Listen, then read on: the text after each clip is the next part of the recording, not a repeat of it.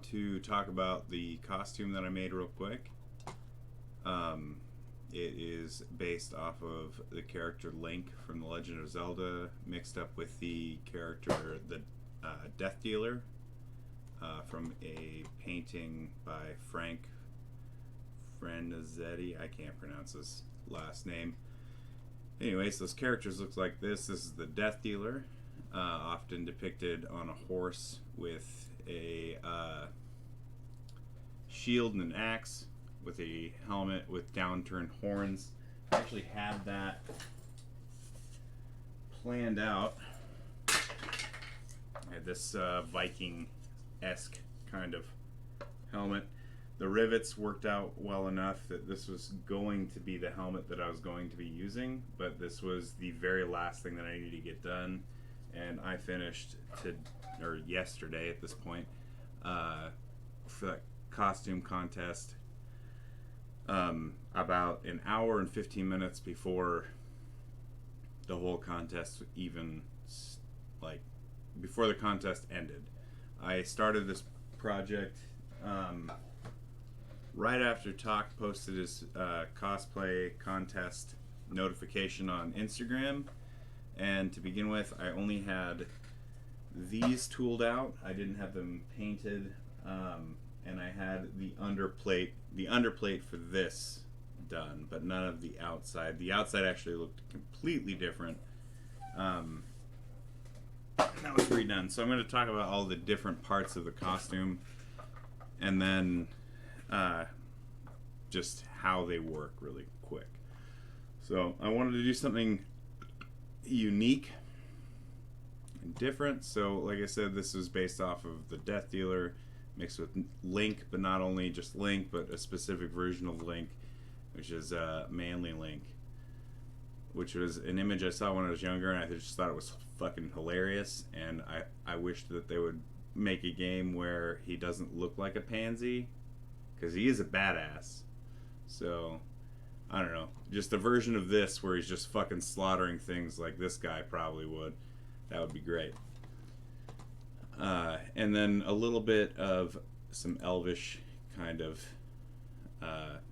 armor like that kind of mixed in, which is where I got the inspiration from this, or for this.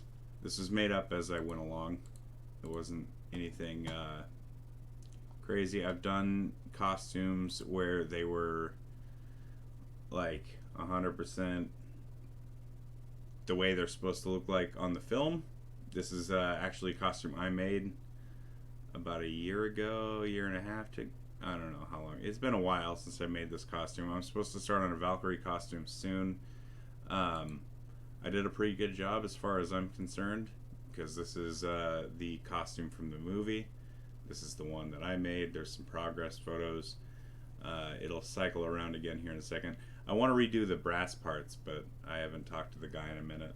That's him there in the photo. One of the things I thought was really cool is if you search Thor Ragnarok armor, my armor is like the sixth thing on there, which is pretty awesome. Pretty stoked about that. Well, I'm going to start with the breastplate. So this is several pieces. These articulated plates along the abdomen are actually two pieces that are glued together back to back, just to make them thick enough to where they could sustain SCA heavy combat. If you're not sure what SCA is, type that into Google. It's pretty easy to figure out. Beat on each other with big frickin' rattan sticks. It's pretty great. So this is fully articulated. I have no loss of range of motion in this. I can bend and move around any which way, and that is thanks to all of these straps on the inside.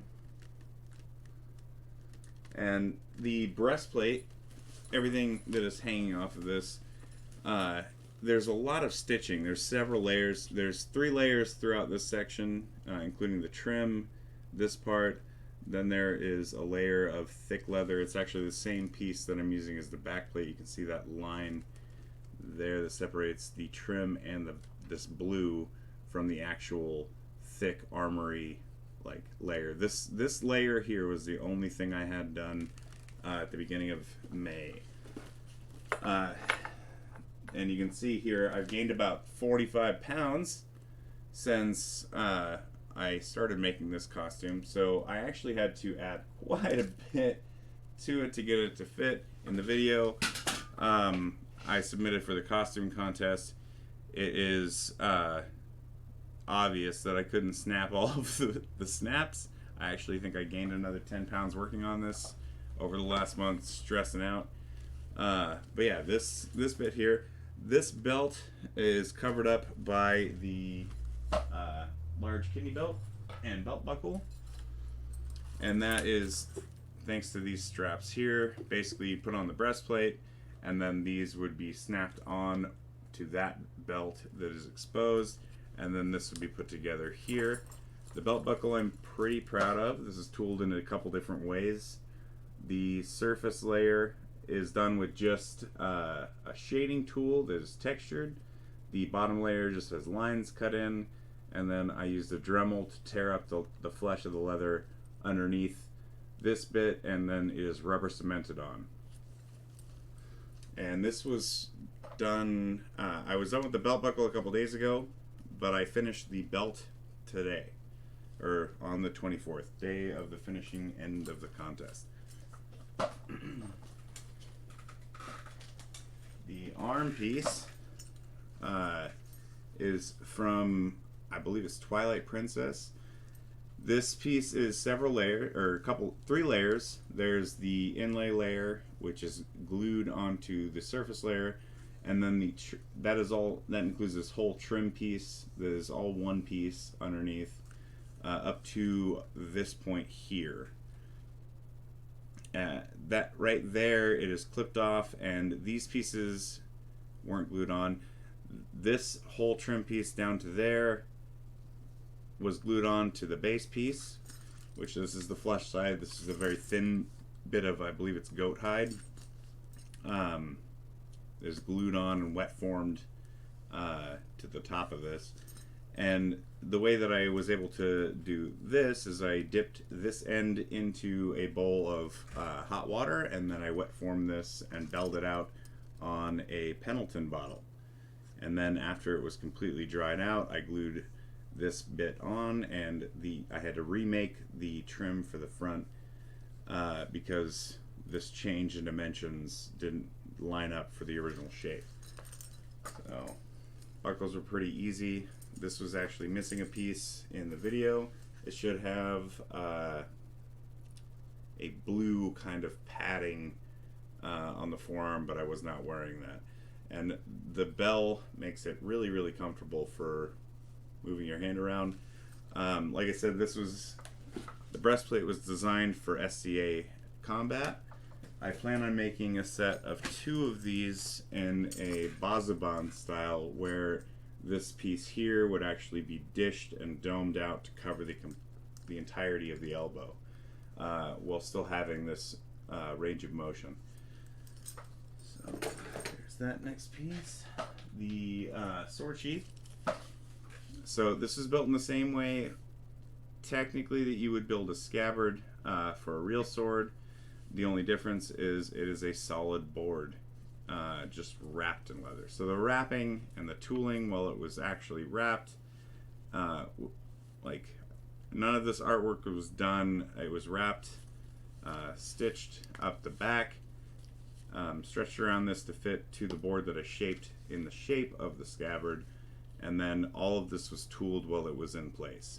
And that's kind of difficult while you have kind of an area that can move around, because it's done with some shaping tools and a hammer. So every time you're bumping it, the whole thing wants to shift. Now obviously I didn't do anything on the back side, but this is supposed to be strapped to my back, so you're not supposed to be able to see the inside of that. This one, I'm not sure which game this one is from 100%. It was just the easiest master sword I could find, and that was done over the last 2 days. What's next? Oh, the chainmail. Hold on one moment.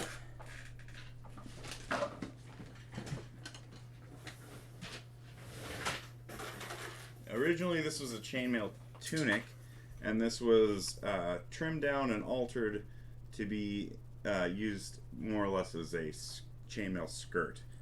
And this is supposed to represent like the lower half of the Death Dealer armor.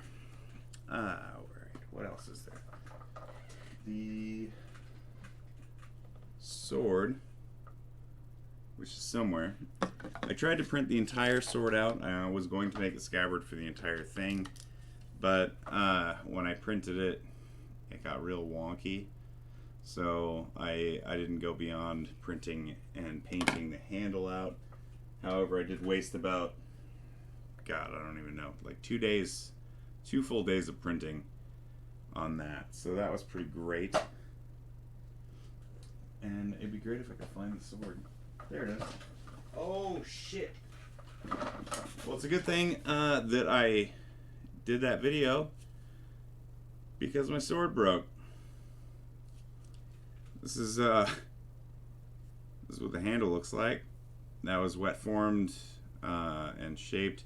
The way you achieve this wet forming, like I did on the breastplate